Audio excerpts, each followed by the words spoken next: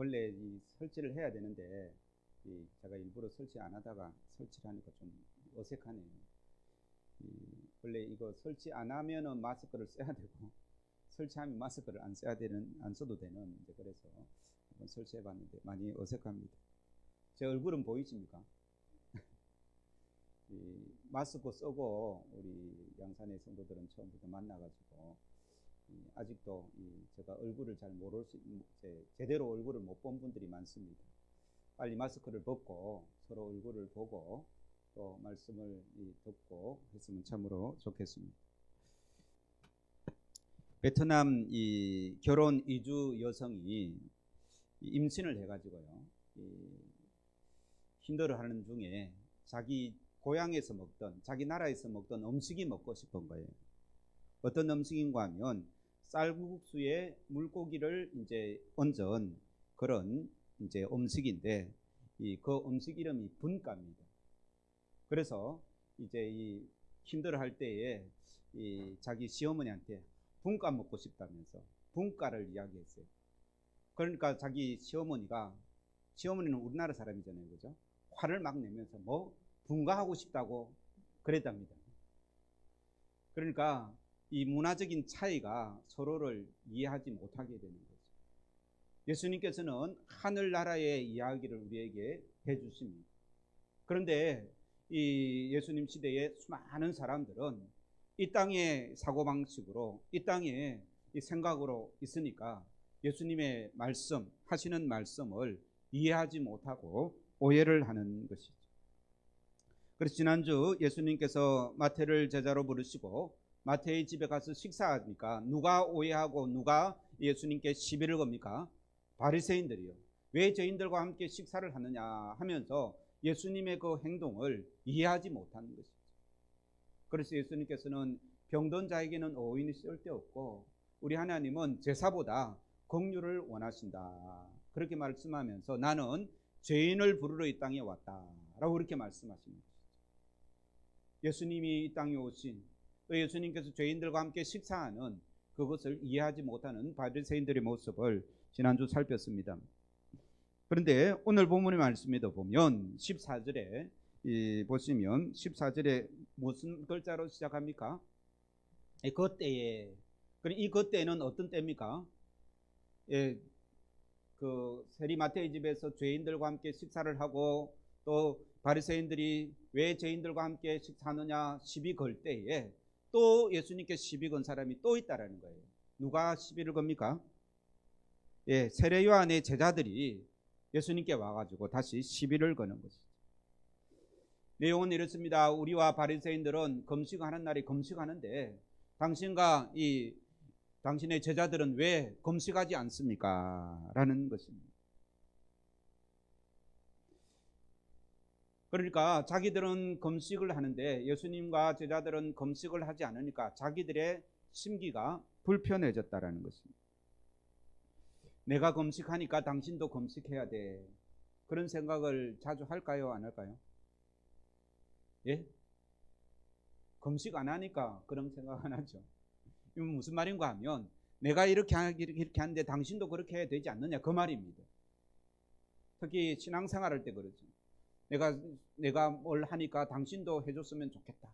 안 하면 그 사람의 신앙이 문제가 있는 것 같은 그런 생각, 내가 기도하니 너도 기도해야 된다고 하는 생각들, 또 자신과 같이 기도하지 않으면 믿음이 없다라고 판단하는 그런 생각들은 잘못된 생각인 것입니다.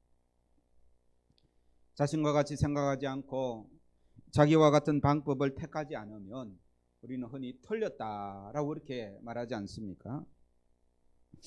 세례 요한의 제자들의 그 오만과 편견이 예수님을 이해하지 못하게 되는 것이죠. 자신들처럼 안 믿는다고 예수님을 비판을 하는 것입니다. 이런 비판은 형식적인 제도나 전통에 물들어 있으면 이런 비판을 하게 되어 있습니다. 새로운 것을 수용할 수가 없는 것이죠. 편견 중에 가장 무서운 편견은 신앙적인 편견입니다. 내가 믿는 바가 확실하니까 당연히 예수님 하나님을 잘 믿는 사람은 당연히 금식해야지, 라고 생각하는 겁니다. 예수님은 이러한 신앙적인 편견이나 전통 또 형식이 아니라 무엇을 봅니까? 그 사람 마음 깊은 곳에 있는 마음의 중심을 보시는 분이 우리 주님의 이 시각인 줄로 믿습니다. 예수님은 금식을 싫어하셨을까요? 아니면 금식을 좋아하셨을까요? 예수님은 금식 자체를 부인하지 않았습니다. 우리 16절 한번 17절 보겠습니다. 시작. 15절입니다. 죄송합니다. 15절만 읽겠습니다. 시작. 예수께서 그들에게 이르시되 본인 집 손님들이 신랑과 있을 때에는 설파할 수 있느냐? 그러나 신랑을 빼앗길 날이 이르니 그때에는 금식할 것이니라. 예수님은 이 금식은 무슨 문제라고요? 때의 문제라는 거예요. 할 때가 있고 안 할 때가 있다라는 거예요. 잔칫날에 무슨 금식이냐 그 말인 것입니다. 나와 함께 있으면 그날이 뭐라고요? 잔칫날이라는 거예요. 여기서 신랑과 함께 있을 때 신랑은 예수님 비유법입니다. 예수님과 함께 있으면 금식하지 않아도 되는 겁니다. 언제 금식합니까? 예수님이 멀리 떨어져 있을 것 같아요. 주님과 관계가 굉장히 소원해 있어요. 내가 너무 어렵고 힘들어서 하나님은 멀리 있을 때 같이 느껴질 때 그럴 때는 어떻게 해야 된다고요? 금식해야 됩니다. 그러나 주님과 깊은 친교의 시간이 있을 때는 이 금식할 필요가 없습니다. 지금 예수님의 말씀이 바로 그 말씀입니다. 그러면서 이제 이 비유를 두 가지로 하는데 첫 번째 하나가 16절 말씀이죠.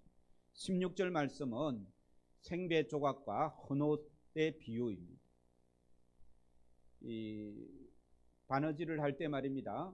이 헌옷을 이제 기울 때에 이 생배를 붙입니까? 헌옷을 구해가지고 헌옷 그 천을 붙입니까? 헌옷을 붙여야 됩니다. 생배를 붙였다가 이 빨게 되면 그 헌옷이 상하게 되기 때문에 그렇습니다. 그 다음에 17절도 마찬가지입니다. 17절은 새 포도주는 이 낡은 가죽 부대에 붙게 되면 이 발효를 하기 때문에 부피가 늘어나게 되죠. 그래서 이 그 가죽 부대가 낡은 가죽 부대가 터져버리는 것이죠. 그래서 새 포도주는 새 부대에 부어야 된다라고 이렇게 예수님께서 말씀하고 있습니다. 비유법입니다.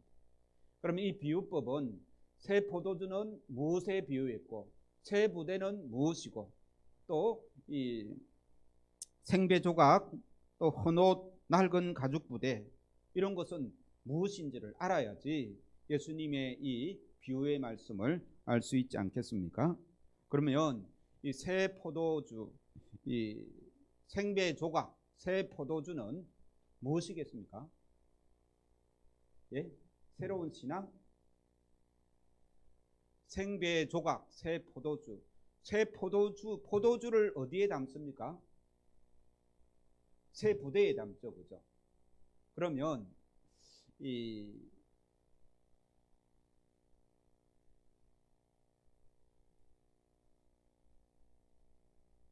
새 포도주는 누구고 그 다음에 새 부대는 누굴까요?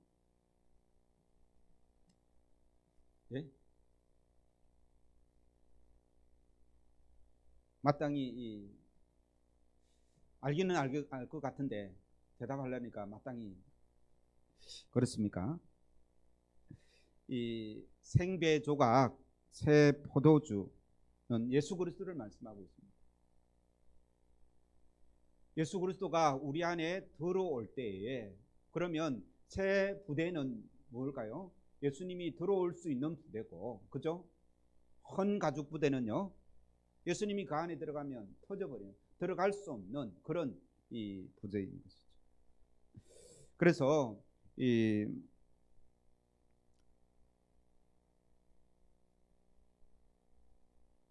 헌옷 낡은 가죽 부대, 생배 조각 새 포도주 이렇게 비교를 하고 있는데 헌옷과 낡은 가죽 부대는 바로 어찌 예수님이 죄인들과 함께 식사하느냐라고 생각하는 그 구약 전통에 따른 그런 낡은 이 생각들입니다. 우리는 바리새인과 함께 금식하는데 왜 예수님은 금식하지 않습니까? 라고 하는 그런 형식적인 헛된 경건들, 그런 생각들로 가득 차 있으면 예수님으로 보지 않고 구세주로 보지 않고 무엇으로 봅니까? 율법을 파괴하는 사람이구나 라고 생각하는 것이죠. 그래서 우리는 이런 이 이제 헌옷, 낡은 가죽 부대, 이렇게 이 주님을 제대로 바라볼 수 없는 그런 이 형식적인 신앙의 모습들이 예수님을 받아들일 수 없는 그런 헌 가죽 부대다라는 말씀입니다. 그러면 새로운 가죽 부대는 무엇입니까? 이 새 가죽 부대는 새 포도주 대신 예수님을 환영할 수 있는, 그 예수님을 받아들일 수 있는 믿음인 것이죠. 그래서 고린도후서 5장 17절에 이렇게 말씀합니다. 같이 읽겠습니다. 그런즉 누구든지 그리스도 안에 있으면 새로운 피조물이라.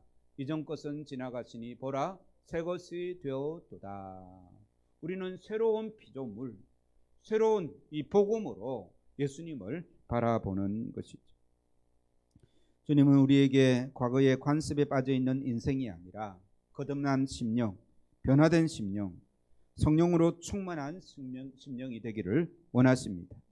그렇게 해야 새 포도주 대신 예수님을 영접할 수 있고 받아들일 수가 있는 것이죠. 옛 사람을 벗어버리고 새 사람으로 옷 입어야 됩니다. 그래서 성경에서 주로 예수님을 반대하는 사람들은 어떤 생각에 가득 차 있는 사람들입니까? 구약의 율법의 이 생각으로 가득 차 있는 사람. 구약의 율법으로 예수님을 바라보니 예수님이 율법을 무시하는 것 같은 것이죠. 그래서 예수님을 공격하는 것입니다. 자신이 변화되지 않으면 주님을 모실 수가 없습니다. 끊임없는 자기 변화. 그래서 우리 이 교회를 이 천주교하고 이 대비되는 우리 교회를 뭐라고 말합니까? 예, 기독교 안에는 크게 두 가지가 있습니다. 하나는 천주교고 하나는 개신교입니다. 개신교라는 말이 무슨 말입니까? 날마다 새롭게 되는 것이 개신이라는 뜻입니다. 그래서 우리는 우리의 신앙이 날마다 새롭게 되어야 새 포도주 되신 예수님을 받아들이고 그분을 만나고 그분의 역사를 체험할 수 있다는 것입니다. 교회도 새롭게 변화되어야 됩니다. 그래서 올해 주제가 뭐라 했습니까? 복음으로. 제가 복음으로 하면 교회를 새롭게, 세상을 이롭게. 한번 해보겠습니다. 복음으로. 날마다 이렇게 새롭게 되어야 주님의 그 새 포도주 되신 그 주님을 맞아들일 수가 있다는 것입니다. 교회가 옛날 전통 그대로 가지고 있으면 복음이 죽게 되는 것이죠. 시대에 따라 형식을 바꾸지 않으면 내용이 별것 아닌 것처럼 그렇게 느껴지게 되는 것입니다.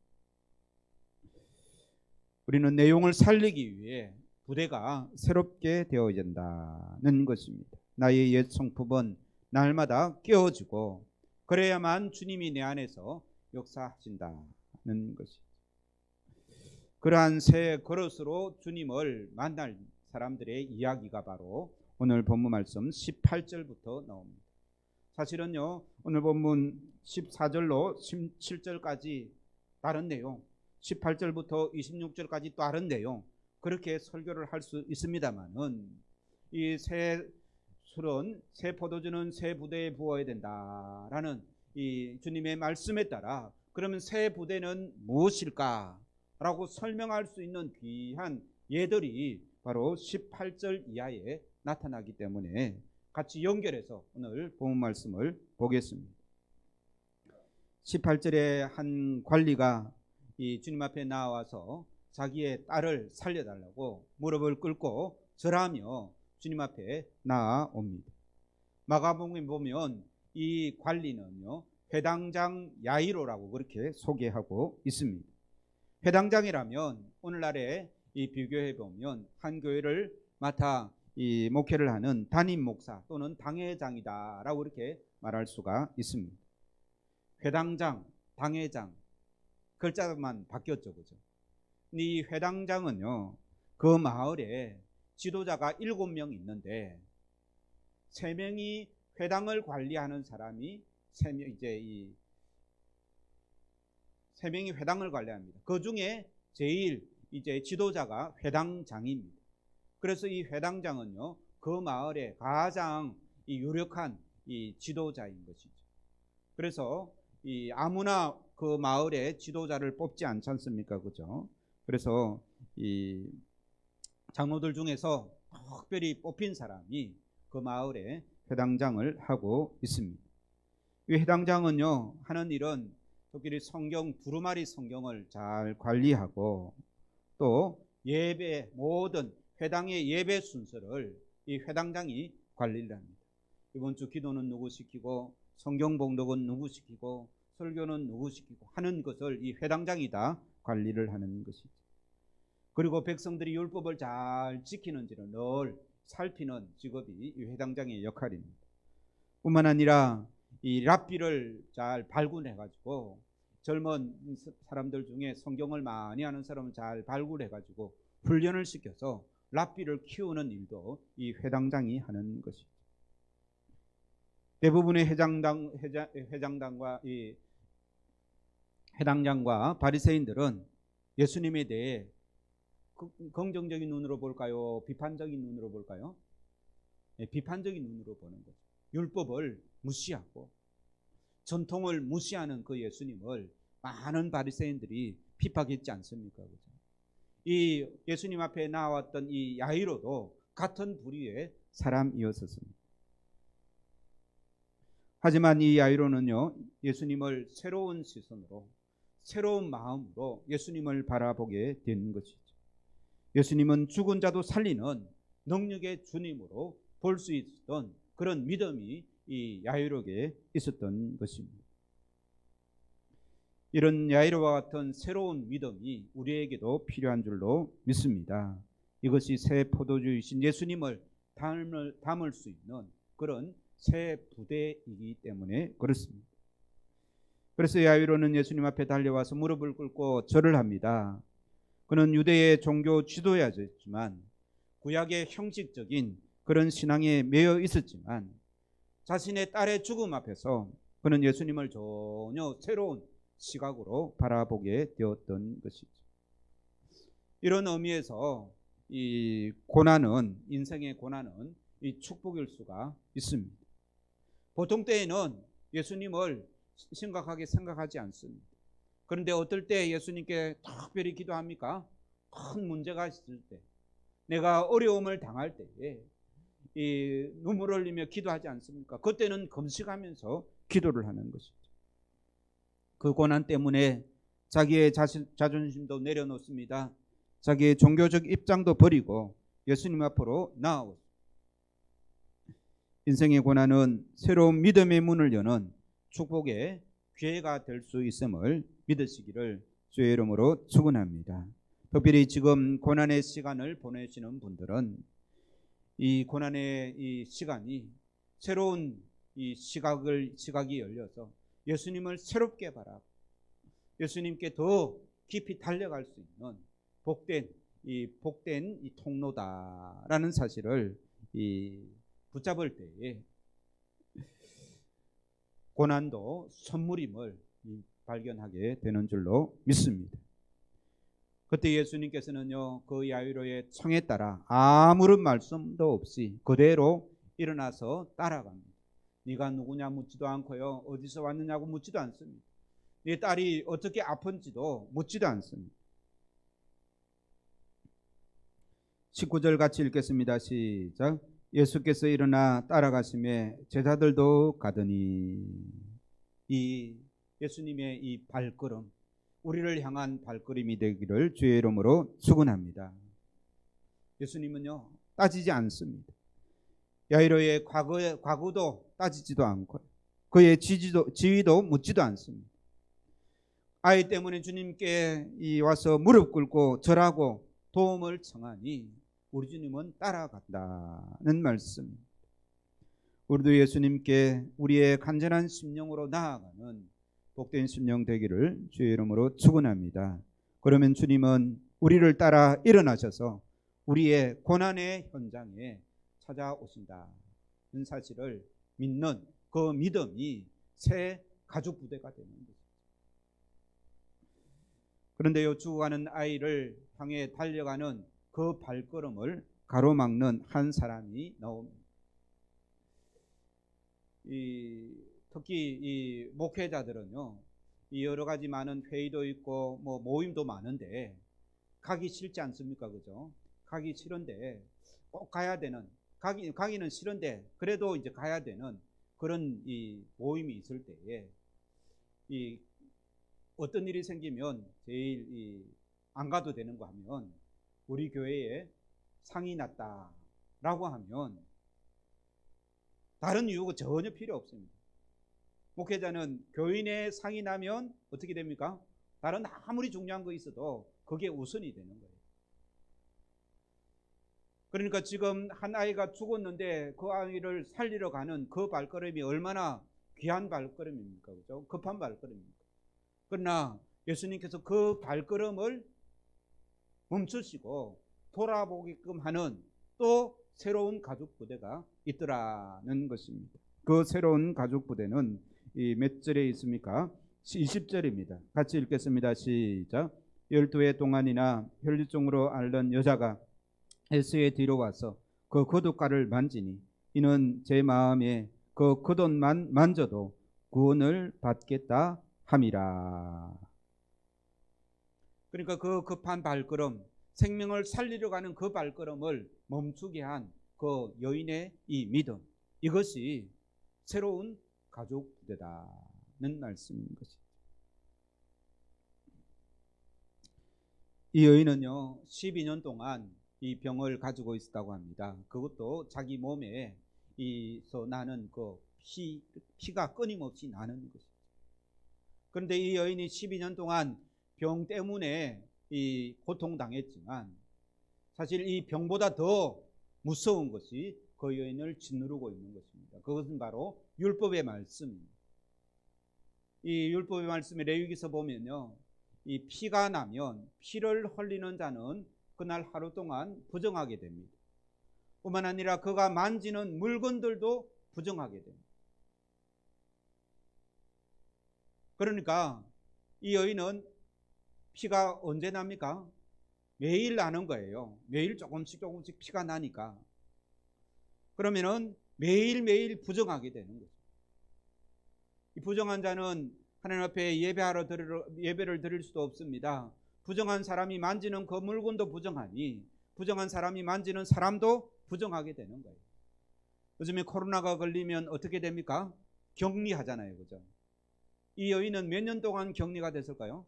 12년 동안 격리를 해야 되는 그런 이 여인이었어요. 그러니 자기가 가진 병보다도 하나님 앞에서 예배할 수도 없으니 하나님께 버림받은 것처럼 그렇게 느껴지는 거예요. 또 사람들도 함부로 만날 수 없으니 사람들이 외면하는 것 같습니다. 그런 고통 속에서 12년을 보낸 사람이 바로 오늘 본문에 나오는 이 여인이라는 것입니다. 그런데 이 여인의 마음속에 믿음이 생깁니다. 소문을 들었겠죠. 그래서 내가 그분 앞에 직접 나아갈 수는 없지만 왜 옷자락만 만져도 라는 믿음이 생겼겠습니까? 이 야이로는 예수님 앞에 직접 나와서 어떻게 합니까? 무릎 꿇고 자기 딸을 살려달라고 소리치지 않습니까? 그죠? 그런데 이 여인은 그렇게 할 수 없습니다. 왜 그렇습니까? 부정한 여인이기 때문에 그렇습니다.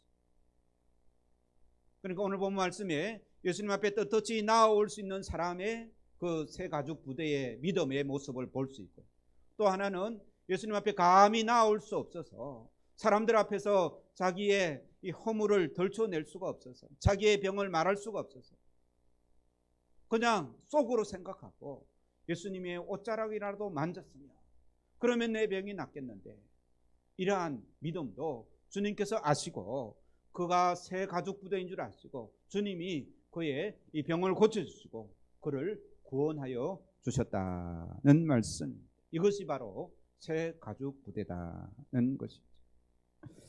21절에 보면 이는 제 마음에 그 겉옷만 만져도 구원함을 받겠다 함이라. 그런 생각을 가졌다는 것이죠. 이것이 새 포도주를 담을 수 있는 새 부대의 모습입니다. 율법에 얽매여서 나는 부정하니 밖에 나가면 안 돼. 많은 사람들이 있어서 안 돼.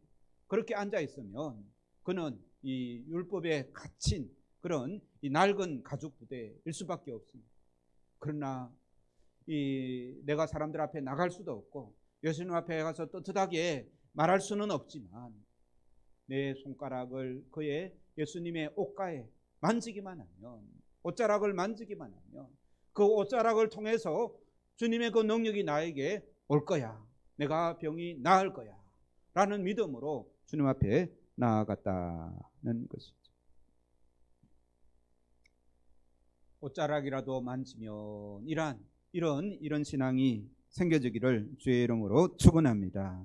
그때 예수님께서 말씀하십니다. 22절입니다. 같이 읽겠습니다. 시작. 예수께서 돌이켜 그를 보시며 이르시되 따라 안심하라. 내 믿음이 너를 구원하였다 하시니 여자가 그 즉시 구원을 받으니라. 병이 나으니라가 아니라 구원을 받으니라 라고 그렇게 말씀하고 있습니다. 흔하지 않는 믿음의 여인으로 말미암아 예수님의 걸음이 늦춰졌습니다. 아이는 벌써 죽었고 그래서 피례를 불고 통곡을 하는, 그렇게 애도하는 그런 분위기가 그 집에 가득했던 것입니다. 그러나 주님은 24절에 아이의 죽음을 인정하지 않고 그 아이가 어떻게 한다고요? 자고 있다라고 이렇게 말씀하십니다. 따라서 한번 읽겠습니다. 시작. 예수님은 사람의 죽음을 죽음으로 보시지 않는다. 믿습니까? 절반만 아멘한 것 같습니다. 예수님은 사람의 죽음을 죽음으로 보시지 않습니다. 믿으시기 바랍니다. 요한복음 11장 28절입니다. 시작. 예수께서 이르시되 나는 부활이요 생명이니 나를 믿는 자는 죽어도 살겠고 무릇 살아서 나를 믿는 자는 영원히 죽지 아니하리니 이것을 내가 믿느냐. 예수님께서도 네가 믿느냐라고 묻지 않습니다. 이분이 바로 우리가 믿는 예수 그리스도이십니다. 마귀가 예수님을 죽인다 해도 예수님은 다시 살아나십니다. 그리고 예수님은 죽은 나사로를 살리시고 야이로의 딸도 살리시는 것입니다. 우리는 오늘 저녁에 잠을 자고 내일 아침에 깰 것입니다. 죽음은 오늘 저녁에 잠깐 자는 것과 같다라는 말씀입니다. 그러므로 생명의 주인이신 예수님을 믿는 사람은 죽음이 두려운 것이 아닙니다. 물론 이 땅에 잠깐 헤어지는 그 슬픔은 있겠지만요, 죽음을 두려워하지 마시기 바랍니다. 죽어도 살겠고라고 예수님께서 말씀하시는 것이죠. 잔다라는 말씀하시는 예수님을 비웃는 사람은 새 부대가 아닙니다. 그래서 예수님은요 그 사람들을 내어 쫓으십니다. 24절에 보면 이르시되 물러가라 라고 말하죠. 이 물러가라라는 말은요 이 사단을 쫓아내는 것처럼 이 물러가라 같은 단어를 사용합니다. 예수님은 믿음 없는 것들을 내쫓으셨습니다. 그리고 다른 본문에 보면요 이 믿음 좋은 이 제자 3명만 데리고 갑니다. 제자들도 다 데리고 가지 않습니다. 베드로와 야고보와 또 누굽니까? 요한 3명만 데리고 예수님께서 그 방으로 들어가셔서 오늘 본문에 보면 소녀의 손을 잡으심에 일어나는지라 라고 되어 있는데 다른 복음서에 보면 달리다꾸 하시고 그 아이를 일으켜 주시는 것이죠. 주님은 우리에게 거듭난 심령, 변화된 심령, 성령으로 충만한 심령을 원하십니다. 믿음의 눈을 가지고 주님을 바라보고 주님의 앞에 나아가고 주님의 옷자락으로도 만지는 그러한 이 우리의 변화된 새로운 믿음을 요구하신다는 말씀. 옛사람을 벗어버리고 새 사람으로 옷 입는 복된 성도들 되기를 주의 이름으로 축원합니다. 생명의 예수님을 담기에 충분한 믿음의 그릇을 준비하는 우리 범어종강교회 성도들 다 되기를 주의 이름으로 축원합니다. 기도하시겠습니다. 하나님 아버지, 새 수를 새 부대라고 말씀하셨습니다. 우리 자신이 부단히 깨어지게 하시고 거듭나게 하여 주시옵소서. 그래서 새 포도주 대신 예수님을 우리의 삶에 가득 담기를 원하오니 주님 인도하여 주옵소서. 주님 예수님의 이름으로 기도하옵나이다. 아멘.